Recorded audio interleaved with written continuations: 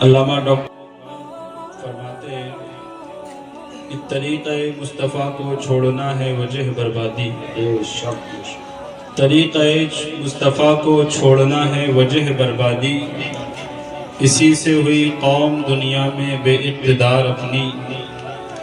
ہمیں کرنی ہے شہنشاہ بطحا کی رضا جوئی، اور وہ ہو گئے اپنے تو رحمت پروردگار. اور وہ معزز تھے زمانے میں مسلمان ہو کر، وہ معزز تھے زمانے میں مسلمان ہو کر. ہم خوار ہوئے آج تاریخ قرآن ہو کر، اور وضع میں تم ہو نصارہ تو تمدن میں ہنود. وضع میں ہم ہیں نصارہ تو تمدن میں ہنود، اور ہم وہ مسلمان ہیں جنہیں دیکھ کر شرمائے یہود. حضرات گرامی، قرآن شریف کی میں نے ایک بہت اثر کرنے والی جو ہے آیت کریمہ پڑھی ہے. اللہ تبارک و تعالیٰ ارشاد فرماتا ہے وَلَا تَهِنُوا وَلَا تَحْزَنُوا وَأَنْتُمُ الْأَعْلَوْنَ إِن كُنتُم مُؤْمِنِينَ. اللہ فرماتا ہے کہ ہمت نہ ہارو اور غم نہ کرو. ہمت نہ ہارو اور غم نہ کرو، تم ہی غالب رہو اگر تم ایمان والے. کیا فرمایا گیا؟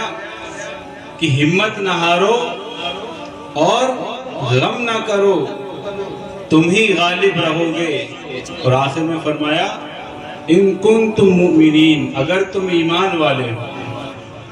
تو میرے عزیزو، ڈاکٹر اقبال نے ارشاد فرمایا کہ طریقہ مصطفیٰ کو چھوڑنا ہے وجہ بربادی. یعنی ہم نے حضور کے طریقے کو چھوڑ دیا، اور ہماری بربادی کی جو وجہ ہے وہ یہی ہے کہ ہم نے حضور کے طریقے کو چھوڑ دیا. اسی سے ہوئی قوم بے اقتدار اپنی. یعنی ایک زمانہ تھا مسلمانوں کے ہاتھ میں بھی پاور تھی، مسلمان بھی جو ہے اقتدار میں تھے، مسلمان بھی حکمران تھے، وہ بھی پاور والے تھے.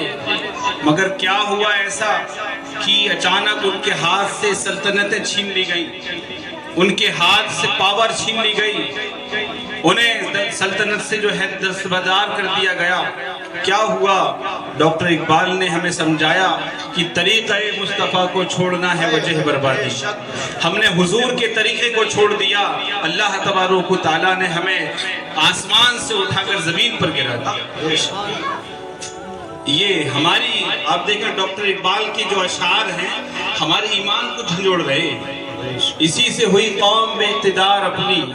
اور ڈاکٹر اقبال کہتے ہیں اگر تمہیں پھر سے حکومت میں آنا ہے، پھر سے تمہیں سلطنتیں اپنے ہاتھ میں لینی ہے، تو پھر سے حضور کے طریقے کو اپنانا پڑے گا. ہمیں کرنی ہے شہنشاہ بطحا کی رضا جوئی، وہ ہو گئے اپنے تو رحمت پروردگار اپنے. میرے عزیزو، ان اشعاروں سے سمجھیں اس بات کو کہ ڈاکٹر اقبال ہمارے ایمان کو جھنجھوڑ رہے ہیں کہ آج قوم مسلم اس بات کا تو جو ہے شور شرابہ کر رہی ہے کہ مسلمانوں پر بڑا ظلم ہو رہا ہے، مسلمانوں پر اتیاچار ہو رہا ہے، مسلمانوں کو مارا جا رہا ہے. میرے عزیزو، قرآن کریم میں اللہ نے فرمایا کہ مسلمانوں پر یعنی انسانوں پر جو مصیبت آتی ہے وہ ان کے اعمالوں کا نتیجہ ہے. بے شک صحیح بات. قرآن میں اللہ ارشاد فرماتا ہے کہ ہم جو کرتے ہیں، جو ہمارے اوپر مصیبت و آلام آتے ہیں، جو آزمائش میں ہیں ہم لوگ، اس کی وجہ اور کچھ نہیں ہے، ہمارے اعمال ہیں. اسی لیے اللہ تعالیٰ نے فرمایا کہ ہمت نہ ہارو، غم نہ کرو، ہم ہی غالب رہیں گے اگر تم ایمان والے ہو. اگر ایمان ہے ہمارے پاس، ایمان والے ہیں، تو ہمیں ٹینشن لینے کی ضرورت نہیں ہے. اور میرے عزیزوں میں بتاؤں کہ جن لوگوں کے پاس ایمان تھا، جن لوگوں کے پاس ایمان تھا، وہ نہ ظالم کے آگے نہ جھکے ہیں. اگر انہوں نے سچ لکھ دیا تو سچ لکھ دیا، اگر انہوں نے حق بول دیا تو حق بول دیا، ظالم کے آگے نہیں جھکے ہیں. آپ دیکھیں علامہ کافی مراد آبادی کے بارے میں بتاؤں. علامہ کافی مراد آبادی جنگ آزادی کے وہ شہداء ہیں جن کو انگریزوں نے جو ہے پھانسی پہ چڑھا دیا تھا. علامہ کافی مراد آبادی آج اتہاس پڑھایا جاتا ہے مگر اتہاس کے پنوں سے ان جو ہے شہداء کے، ان ویروں کے ناموں کو جو ہے بالکل مٹا دیا گیا ہے۔ میں آپ کو بتانا چاہتا ہوں، علامہ کافی مراد آبادی انگریزوں نے پھانسی کی سزا دے دی، اور اس وقت کو بھی ہم یاد رکھیں کہ جب دہلی سے لے کر لاہور تک علماء کرام کی گردنوں کو کاٹ کر جو ہے ہر پیڑ پہ لٹکا دیا گیا۔ وہ ایمان والے تھے جن کے بارے میں اللہ تعالیٰ فرماتا ہے کہ ایمان والے ہو تو تم ہی غالب رہو گے۔ آج دیکھیں 200 سال پہلے کی بات ہے، میں آپ کے سامنے ابھی تک ذکر کر رہا ہوں، کیونکہ وہ ایمان والے تھے، ایمان والے تھے۔ جب انہوں نے علامہ فضل حق خیر آبادی آپ کے سینئر تھے، آپ کے جو ہے بڑے تھے، آپ نے تحریک جامع مسجد پر فتویٰ دے دیا کہ آپ انگریزوں کے خلاف جو ہے ہمیں جہاد کا فتویٰ دے دیا آپ نے کہ جہاد ہے انگریزوں کے خلاف اب ہم لوگوں پر فرض، تو جہاد کیا ان لوگوں نے، مگر انگریز پاور میں تھے، ان کے ہاتھ میں طاقت تھی۔ اب علامہ فضل حق خیر آبادی کو جو ہے کالے پانی کی سزا سنا دی گئی، مگر کافی مراد آبادی ان کو جو ہے پھانسی کی سزا دے دی۔ اور دیکھیں پھانسی کی سزا دے دی، اس کے بعد میں جب ان کی پھانسی کا وقت آیا تو ان سے پوچھا گیا کہ کافی تمہاری کوئی آخری خواہش ہے، کوئی آخری تمہاری خواہش ہے جو تمہاری ہم پوری کریں؟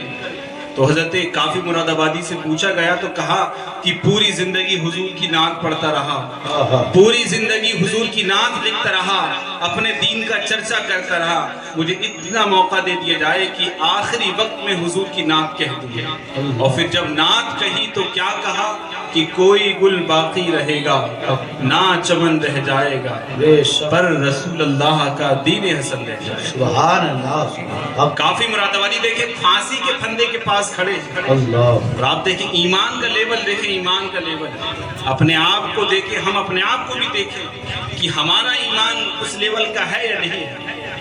کافی مراد آبادی پھانسی کے پھندے کے پاس کھڑے ہیں اور کیا کہتے ہیں کہ پوری زندگی اپنے دین کا چرچا کرتا رہا، اپنے دین کو جو ہے لوگوں تک پہنچاتا رہا، حضور کی تعریف کرتا رہا، بس آخری وقت میں اتنا موقع دے دیا جائے کہ میں اپنے نبی کی نعت کہنا چاہتا ہوں۔ انگریزوں نے موقع دیا اور آپ نے کہا کہ کوئی گل باقی رہے گا نہ چمن رہ جائے گا، پر رسول اللہ کا دین حسن رہ جائے۔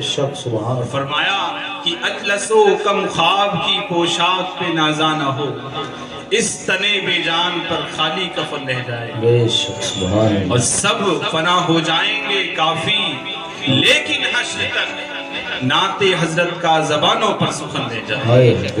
یہ کافی مراد آبادی ہیں، موت کے وقت میں جو ہے اپنے دین کو کس طرح سے بیان کر رہے ہیں کہ حضور کے غلام، موت تو کیا ہے، اگر تم ان کو جو ہے آگ میں کودنے کو کہو گے تو وہ آگ میں کود پڑیں گے۔ میرے عزیزو، ڈاکٹر اقبال نے کہا تھا کہ وہ معزز تھے زمانے میں مسلمان ہو کر، ہم خوار ہوئے آج تاریخ قرآن ہو کر۔ یہ وہ اشعار ہیں جو ہمیں جو ہے ہمارے اندر انقلاب پیدا کرتے ہیں۔ آج ہم اپنے گھروں کا جائزہ لے لیں، دیکھیں کہ اب تو ساری چیزیں رسم کے طور پر ہونے لگی ہیں، 10واں 20واں 40واں رسم کے طور پر ہونے لگا ہے۔ قرآن کریم تب کھلتا ہے جب کسی کا انتقال ہو جاتا ہے، 10واں ہوتا ہے یا 20واں ہوتا ہے یا 40واں ہوتا ہے۔ ہر چیز جو ہے رسم اب ہم لوگوں نے بنا لی ہے، اور پھر کہتے ہیں کہ ہم لوگوں پر ظلم ہو رہا ہے، مسلمانوں کے ساتھ ناانصافی ہو رہی ہے، ان کے حقوق پامال کیے جا رہے ہیں۔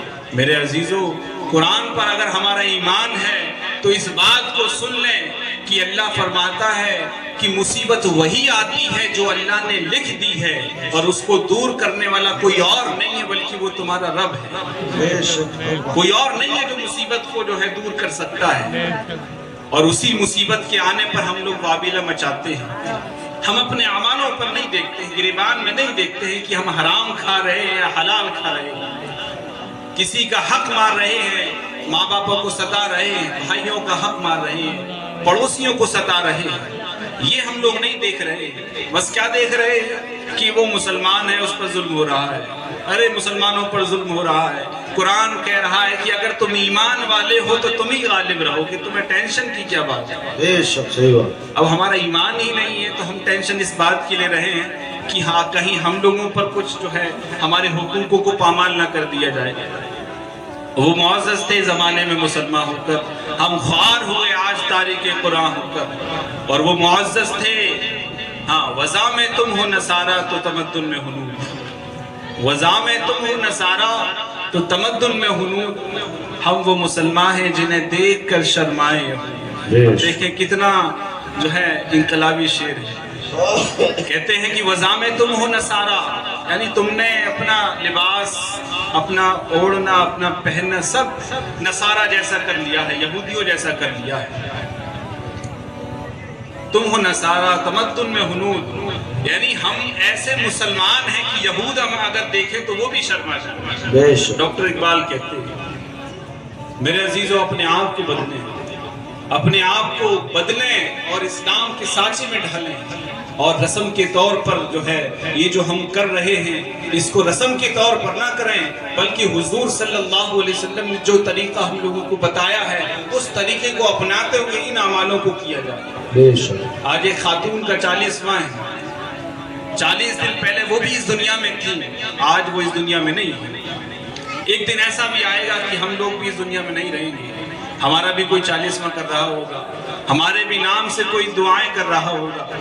میرے عزیزوں اگر اولاد اگر نیک ہے تب تو ٹھیک ہے, ورنہ میں نے ایسی اولادوں کو بھی دیکھا ہے کہ باپ مر گیا, باپ کا جنازہ سامنے رکھا ہے اور اولاد جو ہے نمازی کی جنازے کی نماز بھی نہیں پڑھ رہی ہے, فاتحہ بھی نہیں کر رہی ہے.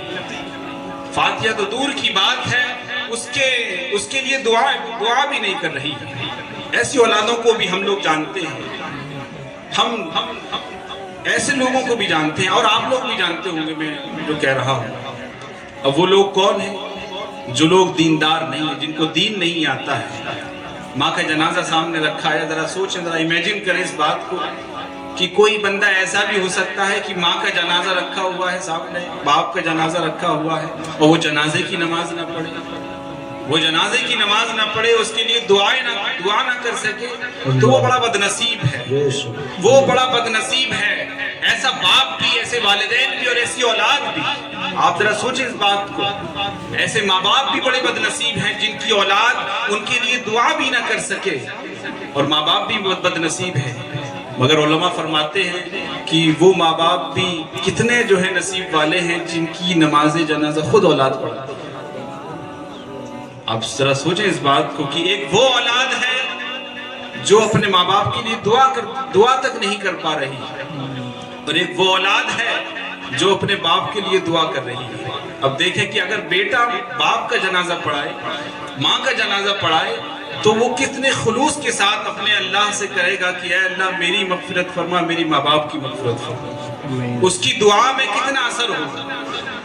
اب ذرا سوچیں اس بات کو, اندازہ لگائیں کہ اگر ہماری اولاد اگر ہمارے لیے دعا کرے, والدین کی اولاد دعا کرے اللہ سے, اور اس وقت جب اس کے ماں باپ اس سے دور ہو رہے ہیں, بچھڑ رہے ہوں, قبر میں اتر رہے ہوں, تو اس کی زبان سے نہیں بلکہ اس کے دل سے نکلے گا کہ اے میرے مولا میری ماں باپ کی مغفرت فرما. بے شک صحیح ہے. تو میرے عزیزوں ہمیں ایسی اولادیں بننا ہے اور ایسے ماں باپ بننا ہے ہم لوگوں کو.